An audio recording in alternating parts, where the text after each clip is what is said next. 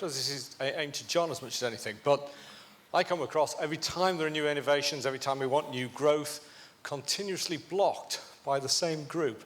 People who are retired, that group, the only people who are doing well at the moment, the one who's still making a bit of money, but constantly want to block change for everybody else. How do we get them to realize they're part of the success for the future and just pickling everything in aspic isn't an option?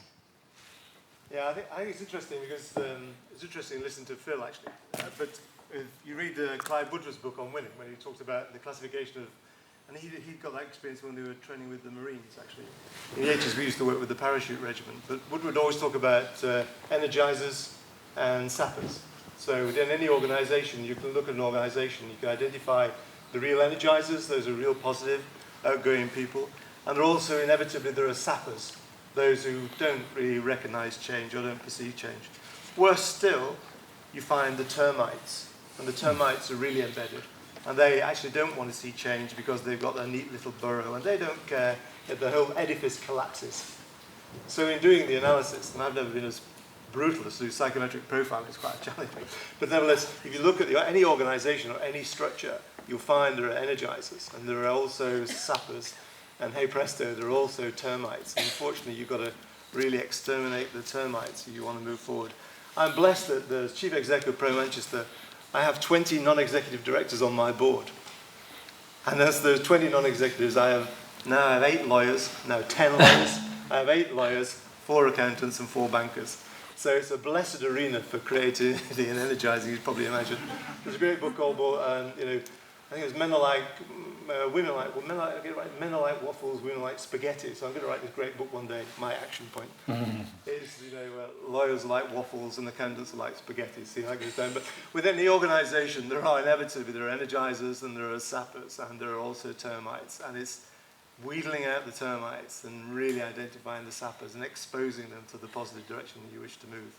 Phil, I've got a follow-up question to that, because you identified people who, when you said we were going to have a brainstorm, there were 3 types, weren't there? There were we're up for it. There were people who, oh no, or oh no, or I need a day or two to get my thoughts together. And then there were the reflective people that you went back to afterwards. I suppose the key question is, who tends to get weeded out of brother?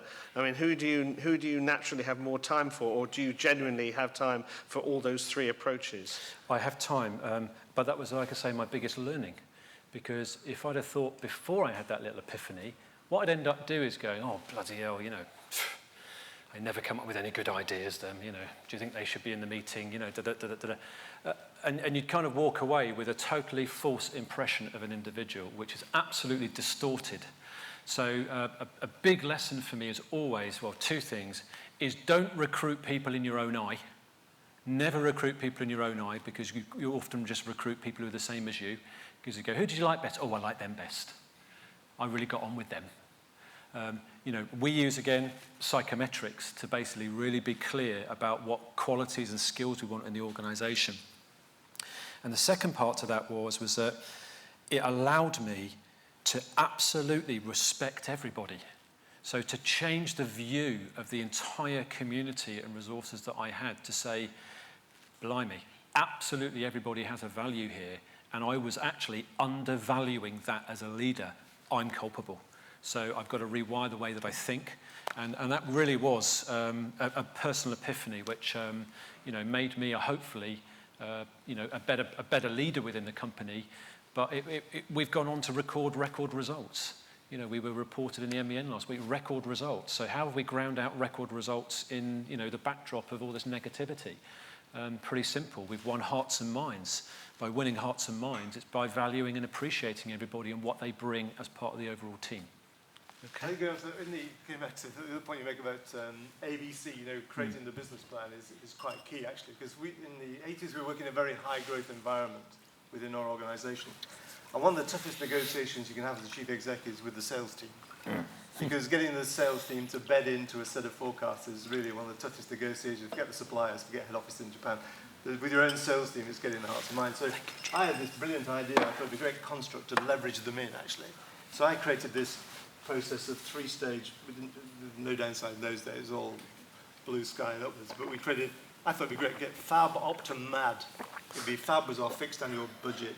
opt would be, what would really, really cool if and we leveraged the sales team for go to 11 to 20 million sterling in 12 months actually, so it's quite a big buy-in from those guys, but they did it. But we did FAB, opt and MAD, so FAB, fixed annual budget, opt, what we do, optimum, things went well, and MAD, what if things really went mad, what could we really, I thought, I've cracked it now, I've got the planning scenario, so off they went to come back with they came back with HTG, WOW, and BJD. I thought, what the heck is that?